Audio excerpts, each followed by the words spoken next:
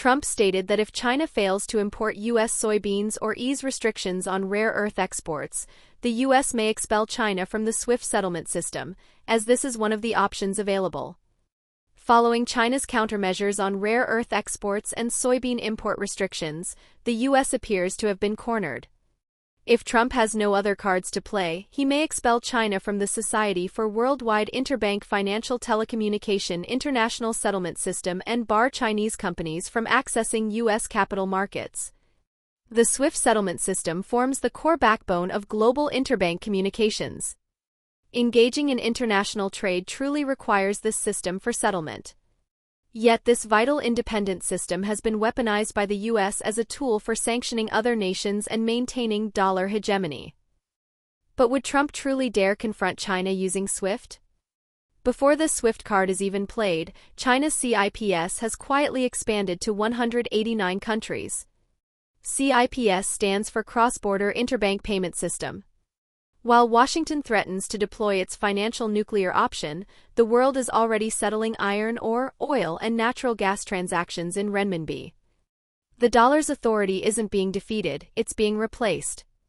The monetary discourse power once exclusively held by the U.S. is being rewritten across the Eastern Hemisphere, and the answer to reshaping the financial order lies in the East. The myth of SWIFT is beginning to crumble. SWIFT stands for Society for Worldwide Interbank Financial Telecommunication.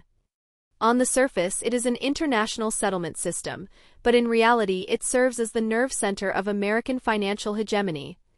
With a mere flick of the wrist, the U.S. Treasury can make a nation's banking system vanish from the global payment network. This is the so-called financial nuclear weapon. Recent reports suggest the U.S. threatened to expel China from SWIFT if it withheld rare earth exports. Ironically, SWIFT is an American property.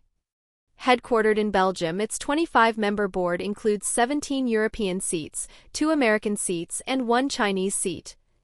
Theoretically, the U.S. lacks decisive authority, yet in practice, nations capable of enforcing sanctions dictate the rules. Over the past decade, the U.S. has deployed SWIFT for over 700 financial sanctions. The outcome? After being expelled from SWIFT, Russia began utilizing CIPS and cryptocurrencies. By 2025, 48% of Russia's energy settlements were processed through CIPS.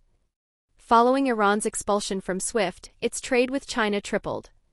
SWIFT's deterrent power is being eroded by its own overuse. So, is CIPS's rise a coincidence? CIPS was launched in 2015. At the time, many dismissed it. The Chinese are just copying SWIFT, right?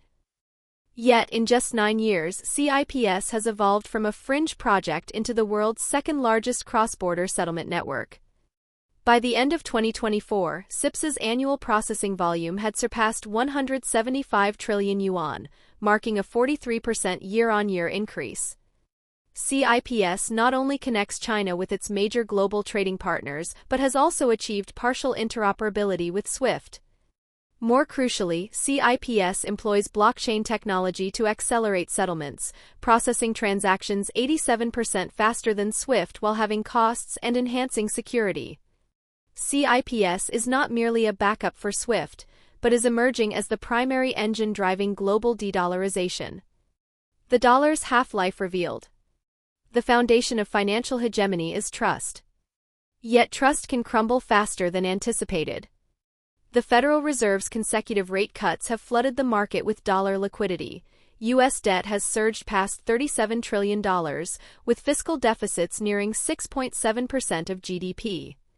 Yet Washington politicians remain fixated on sanctions, freezes, and seizures. Growing numbers of nations recognize the dollar is no longer a safe haven asset but a political weapon. In 2024, the dollar's share of international settlements plummeted to a historic low. Meanwhile, the share of RMB payments, including CIPS, rose to 12%, quadrupling the figure reported by SWIFT. More concretely, Saudi Arabia shifted 78% of its oil settlements with China to RMB. Brazil, the UAE, and Indonesia have also signed agreements for local currency settlements.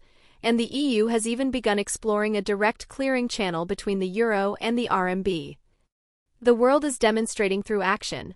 The dollar is no longer the only option. Some view SIPS's rise as a currency Cold War between China and the US. Yet it more closely resembles a restructuring of the financial order. CIPS does not seek to replace SWIFT, but rather offers the world a safety valve beyond SWIFT. Consider it this way: SWIFT is like a main cable, with the US holding the master switch. CIPS is like an alternative power grid, freeing the world from having to look to Washington for approval. This system-level dear alliance is quietly reshaping the logic of international economic security. No one wants to be kicked out of the settlement system overnight. No one wants their national wealth to be remotely frozen. SIPS's existence gives many countries confidence for the first time. If the US acts recklessly again, there's a second path to take. And the story of the renminbi has only just begun. Currency hegemony is never built by printing presses. It relies on industrial chains, trade volume, credit, and time. Today, China is the world's largest manufacturer, largest trading nation, and largest holder of foreign exchange reserves.